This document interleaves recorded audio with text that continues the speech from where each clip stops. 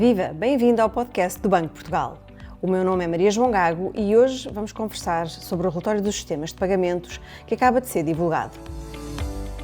Tenho comigo Teresa Cavaco, diretora desta área, e Hugo Mira, diretor adjunto, para conversarmos sobre a evolução dos pagamentos em Portugal e ficarmos a conhecer melhor a atuação do Banco de Portugal nesta matéria. Teresa e Hugo, muito obrigada por terem aceitado o convite para esta conversa. Teresa, no ano passado os pagamentos aumentaram significativamente e acentuaram-se as mudanças de hábito dos consumidores portugueses. Que balanço se pode fazer? Olá, obrigada eu pelo convite para estar aqui. Em 2022, de facto, os pagamentos de retalho aumentaram, quer em quantidade, quer em valor, em linha com o crescimento económico do país. Aumentaram em quantidade 20,8% e em valor 16,2%. No geral, os consumidores portugueses continuam a preferir os instrumentos de pagamento eletrónicos e houve também um maior recurso às transferências imediatas. As transferências imediatas são aquele instrumento em que apenas poucos segundos depois de ser emitida a ordem de pagamento, os fundos estão disponíveis na conta do beneficiário. E no caso destas transferências, o crescimento foi muito expressivo, pese embora elas ainda tenham um peso pequeno no cômputo geral da utilização dos instrumentos de pagamento eletrónicos. Os cartões são, sem dúvida, o meio mais utilizado pelos portugueses no dia-a-dia, representam 88% dos pagamentos realizados e acentuou-se ou continuou-se uma tendência de forte utilização dos pagamentos contactless e dos pagamentos online. Antes da pandemia, os pagamentos contactless representavam apenas 8% do valor total, do número total dos pagamentos com cartões, e hoje em dia, em final de 2022, representam quase 50%. E quando falamos de pagamento contactless, estamos a falar dos pagamentos efetuados com cartão, mas também dos pagamentos efetuados através dos dispositivos móveis. Portanto, em síntese, o que é que temos nos pagamentos em 2022? Temos um grande predomínio dos cartões, temos o acentuar da utilização do contactless e das compras online e temos um crescimento expressivo das transferências imediatas. Os níveis de fraude mantiveram-se em níveis muito reduzidos, mas nas operações com cartão aumentaram. A fraude é um motivo de preocupação para o Banco de Portugal? Os níveis de fraude em Portugal na utilização dos instrumentos de pagamento eletrónicos são muito reduzidos em comparação com o resto da União Europeia. Os dados disponíveis para o primeiro semestre de 2022 de facto mostram que os cartões são o instrumento em que existe mais fraude. Em cada 1 milhão de operações com cartão, 242 são fraudulentas.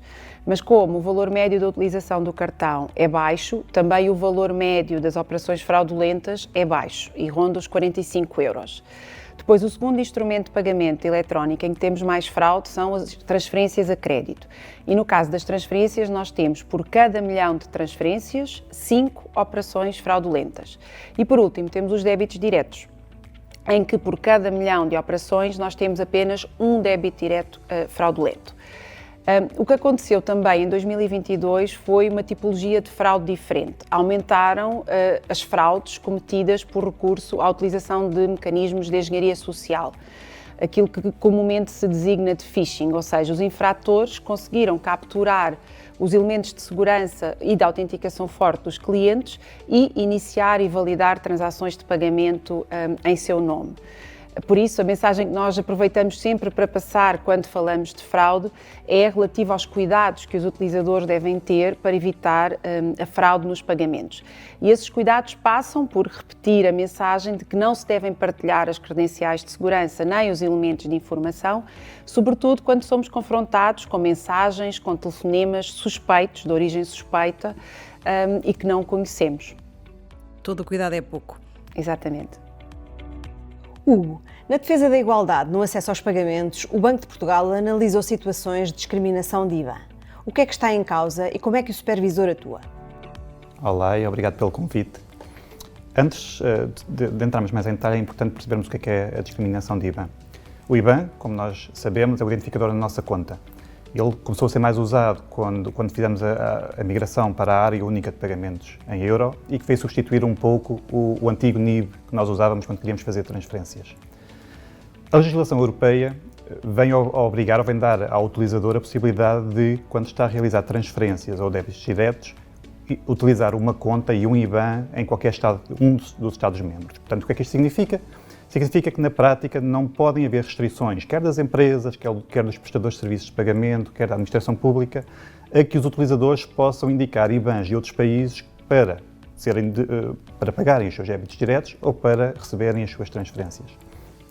A verdade é que, nos últimos anos, tem havido, em Portugal e nos outros países europeus, mas no caso concreto de Portugal, algumas reclamações de utilizadores que se sentem limitados neste direito porque as empresas com quem estão a contratar serviços, por exemplo, não aceitam IBANs de outros países.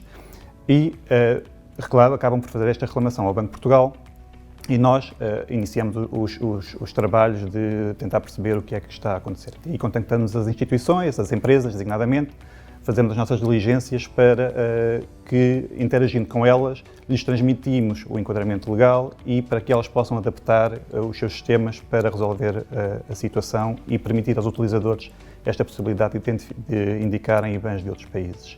A verdade é que estas diligências que nós temos feito têm surtido efeito e, portanto, as instituições identificadas estão corrigidas na sua generalidade.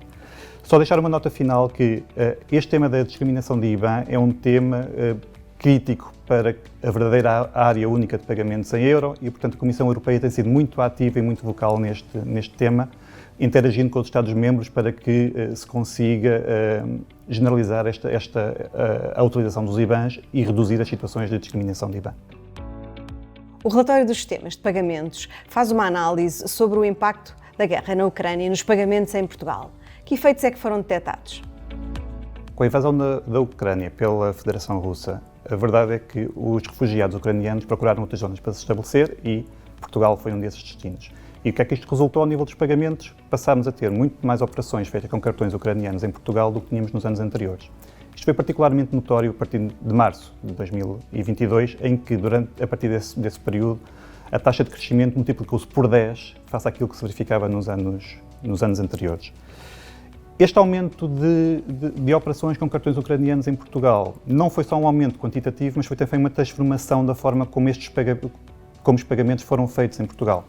Se até 2021 os pagamentos eram muito focados na componente de turismo e de estadias de curto prazo, a partir de março de 2022 houve uma transformação clara, passaram a ser uma utilização muito mais próxima da utilização de residentes, com particular ênfase no comércio e o retalho e também na manutenção e reparação de veículos automóveis. Teresa e Hugo, muito obrigada por esta conversa sobre um tema tão próximo dos consumidores portugueses. Para consultar o relatório dos sistemas de pagamento e saber mais sobre a atuação do Banco de Portugal nesta área, consulte o site bportugal.pt e siga-nos no Twitter, LinkedIn e Instagram.